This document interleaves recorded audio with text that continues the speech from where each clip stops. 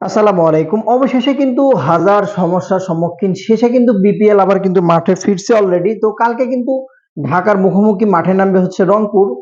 রংপুরের জন্য কালকের ম্যাচটা অনেক ইম্পর্টেন্ট একটা ম্যাচ। হয়তো গ্রুপ পর্বের আর একটা করে ম্যাচ আছে। মেবি নোয়াখালীর সাথে রংপুরের লাস্ট ম্যাচ 18 তারিখে আছে।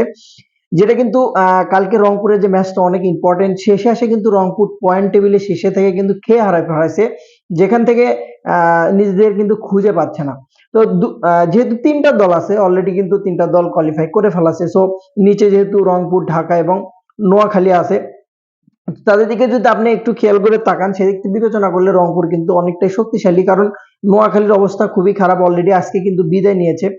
রংপুর নোয়াখালী টিমটা নিয়ে একটু বলে নেই। নোয়াখালী টিমটা শেষ মুভমেন্টে এসে কিন্তু নাবি আসার পরে ভালো একটা চমক দিয়েছিল। দলটা যদি জাস্ট একটু যদি গুছিয়ে নিত নিজেদেরকে, যেহেতু প্রথম আসর অংশগ্রহণ, অনেক ভুল ত্রুটি হতে পারে। তবে তাদের সবচেয়ে বড় ভুল সুজনকে কোচ হিসেবে নেওয়া, যেটা আমার কাছে মনে হয়েছে। তার প্ল্যানিং এ যথেষ্ট ভুল। এই বিপিএল এ তিনটা বিপিএল এ সেম ভাবে প্রথম ৬টা ম্যাচ হারলো। জানি না এর ভেতরে কোনো রহস্য আছে কিনা, এটা বলতে পারছি না, ফিক্সিং কাণ্ডে বা অন্য কিছুতে। সেম বিপিএল এ ৩টা আসলে সেম কিন্তু প্রায় ২৭টা ম্যাচ টানা হারলো কিন্তু এই গদা সুজন। তো সেখান থেকে যদি একটু প্ল্যানিং এর যদি ঠিকঠাক ভাবে করতে পারতো নোয়াখালী, যদি একটু বিদেশি টানতে পারতো, মিডল অর্ডারটা ঠিক করতে পারতো, অনেক ভালো কম্পিটিশন করতে পারতো। তাদের টিমটা কিন্তু একবারে ফেলে দেওয়া ছিল না। যাই হোক, প্রথমবার অংশগ্রহণে বিদায় নিয়েছে কিন্তু নোয়াখালী। তো সেদিক থেকে হয়তোবা নেক্সট হয়তোবা ভালো কিছু করবে। নোয়াখালী বিদায়টা সত্যিকার অর্থেই, যে রকম ক্রেজি ফ্যান ছিল নোয়াখালীর, যথেষ্ট আশা ছিল, তাদের আশার কিন্তু একটুও পূর্ণতা পায়নি। তো হতাশ হওয়ার কিছু নেই, বারে বার বিপিএল আসবে। আর এবার যে সার্কাস চলছে বিপিএল নিয়ে, এর ভিতরে পারফর্ম করাটা অনেক কষ্টসাধ্য বিষয়। তো ইনশাল্লাহ নেক্সট টাইমে ভালোভাবে কামব্যাক করবে। রংপুরে যদি সেরা স্কোয়াডটা নিয়ে কিন্তু নামবে, আমি যদি পয়েন্ট টেবিলটা যদি আপনাদের একটু দেখাই, সেটা যে শীর্ষে কিন্তু চট্টগ্রাম অলরেডি উঠে গেছে আজকে। দুয়ে কিন্তু আজকে কিন্তু আছে। বলা চলে যে রাজশাহী যদি, যে রানিং ম্যাচটা চলছে, রাজশাহী যদি আবার জিতে যায়, সেখানে কিন্তু পয়েন্ট টেবিলের আবার শীর্ষে চলে যাবে কিন্তু রাজশাহী। সিলেটের কিন্তু পয়েন্ট 10, আর যদি সিলেট যেতে তাহলে 3টা টিমেরই উপরে কিন্তু 12 পয়েন্ট করে তারা হয়ে যাবে। নিচের যে টিমটা আছে যেটা রংপুর, অবশ্যই ঢাকার সাথে, ঢাকার সেরকম ভাবে বিদেশি কালেকশন নাই, দলের পারফরমেন্স সেরকম ভাবে নাই।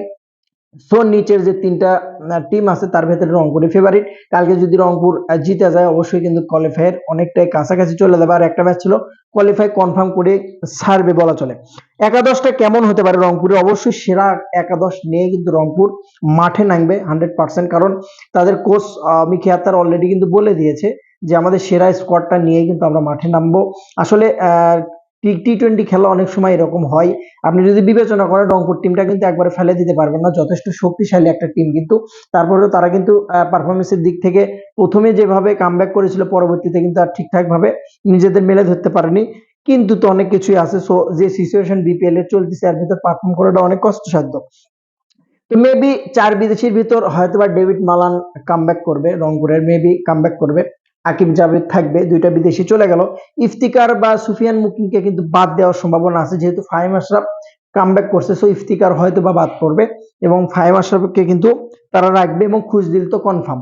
4টা বিদেশি নিয়ে কিন্তু তারা সেরা একাদশটা সাজানোর চেষ্টা করবে। নতুন ক্যাপ্টেন লিটনের অধীনে কালকে কিন্তু মাঠে নামবে দুপুর 1টার দিকে ঢাকার বিপক্ষে।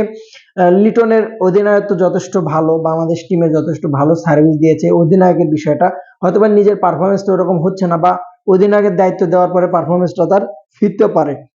বাংলাদেশ ক্রিকেটের জন্য এবং বিশ্বকাপের জন্য অনেক ইম্পর্টেন্ট লিটনের কিন্তু, খুবই ইম্পর্টেন্ট লিটনের রানে ফেরাটা, যেটা খুবই ইম্পর্টেন্ট। এবং লিটনের অবশ্যই কামব্যাক করতে হবে, কারণ দলের ক্যাপ্টেন সে, বাংলাদেশ দলেরও ক্যাপ্টেন। কামব্যাক না করলে কিন্তু খুবই প্রবলেমে পড়ে যাবে। সো কালকে মোটামুটি বলা চলে সেরা একাদশ নিয়ে মাঠে নামবে।